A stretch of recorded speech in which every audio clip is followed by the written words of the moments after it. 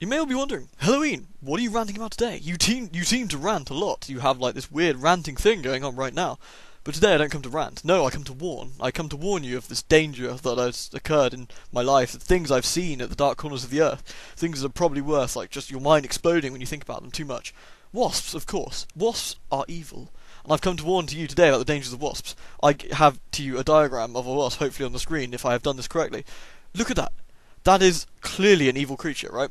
You've got your varying degrees of flying things. You have your flies, okay, that's not too bad. You have your beetles, that's okay, yeah. You have bees, okay, even the bees are all like in your grill and stuff. That's not too bad, bees are okay. They'll kind of like get in your face, be all fuzzy and furry and like fly off. That's okay, I can deal with that. But wasps, oh no, wasps. Maybe it's just English wasps. Maybe it's just English, or like, oh, I'm making Avia, but in like a feminine voice, since most of the wasps are female. Very angry ladies at that. No offense, ladies, but they are very angry. Angry women.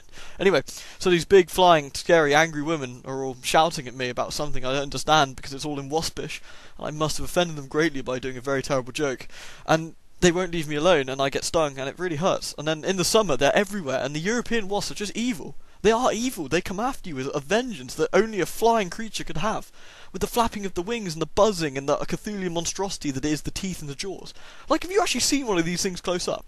Not only is it hairy, furry, and nasty looking, it has 6 legs, about 1,000 billion eyes, and jaws of steel that could easily crush an entire skyscraper given time. We're talking thousands of years, but it would get there eventually probably because they're evil. And they're like, not nice. And not only that, their entire ass is a weapon. If my entire ass was a weapon, I wouldn't use it to harass people. No, I'd use it perhaps to defend myself, but no. These will come up to you. They will be flying with the buzzing around your face, and you'll be like, you would move your hand perhaps as a gesture. Like, since we cannot communicate on a level in English, perhaps, I don't know what language they speak, probably Waspish. Let's say that they're speaking Waspish, okay? I cannot communicate in Waspish, I'm not fluent in it, I didn't take it at university, so I will use the universal hand gesture for piss off, which is to flap my hand. Now, I'm not even hitting this angry lady, but she is very upset with me at this point now, and she will have to, of course, ram her ass into my eyeball, which, of course, I'm very upset at, so I will try and move in a very manly manner while shrieking and running away and flapping the hands. But they keep following until eventually you die with a horrible welt on the back of your head, and you're dead on the ground and you're twitching because all the wasps are stinging with the pain. No.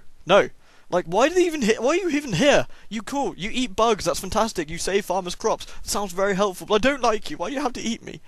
With your butt. I don't want to be eaten with your butt, it's very painful, and has the stinger.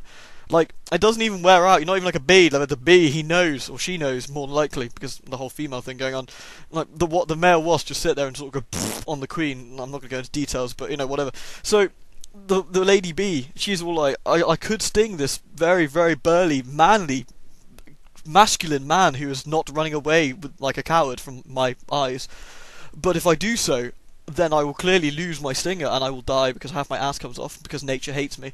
And so they know they will not do this. So instead of like probably getting up in your grill and headbutting you in the butt with their butts, they will instead go for the nearest window and smash against it repeatedly until you let them out because they can't see the window. But the wasps, no.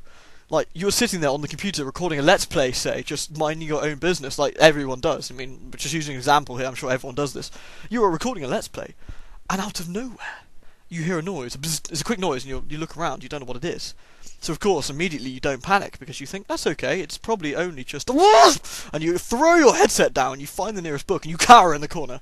Very manly-like, though, of course, and with dignity. And you stay there and realise that you're still recording, and you're wasting all this footage, you have to edit it later, but it doesn't matter, because your concentration is immediately upon the wasp. Now, this wasp, it's starting to eyeball you. You see it, it's there at the corner. It's looking for the light, perhaps to headbutt the light, or perhaps to headbutt the window if the sun is out. And you think, okay, this is now a battle of the wits. While I, with my sort of vastly increased intellect over the insect-like mind of the wasp, can obviously arrange the situation to my advantage, for I have the Narnia Chronicles book, which is very heavy and very burly, and is probably good for smashing down the small insects, but instead the wasp has the great advantage of evilness on its side, where it will slowly, perhaps judder in your general direction with some sort of buzzing sensation, which immediately makes you drop the book and go, oh god, and then run out of the room and shut the door. So of course at this point you've immediately lost your advantage. You do not know where the evil wasp queen is now. It might not even be a queen, it's just very large, for you know it's about 5 feet long with a stinger the size of a harpoon like Moby Dick died with. It's awful. Anyway, so you don't know where it is anymore, and you're looking around casually like, where is it? Where is it? So you gracefully, and not very panicky at all, open the door, so you look around, and you see it on the light, and you think, can I get it on the light?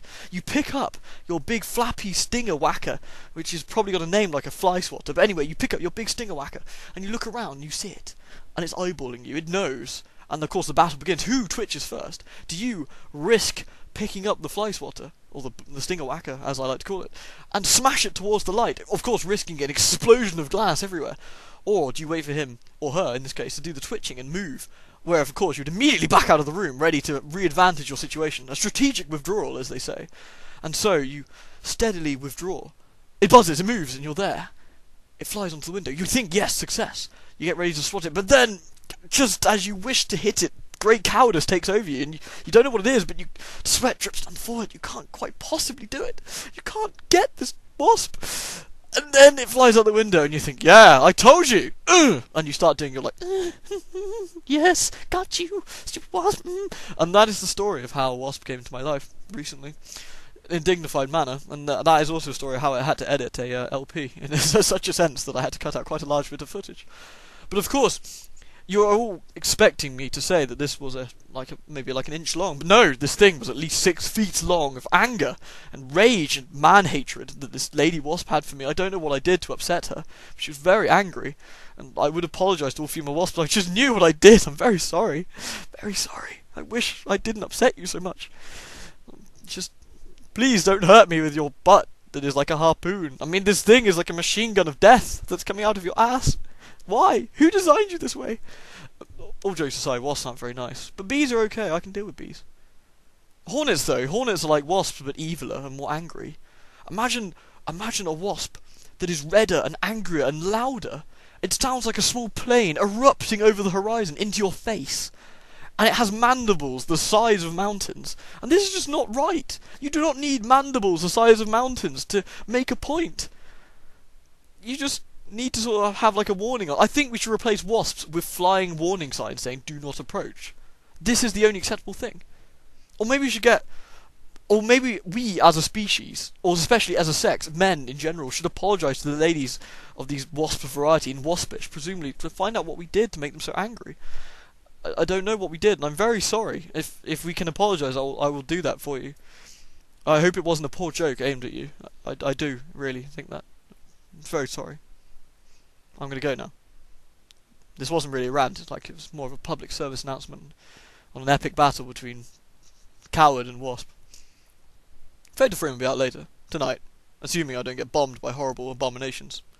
I don't even know what you're doing in here! It is snowing outside! It is cold, it's like a minus a billion, with a wind chill of 1,000 degrees less than that. How do you even survive? In my room, probably. Stay out of my room, or I'll have to pick up the Narnia book and flee like a coward. I'll see you all later with Fade to Frame. Bye!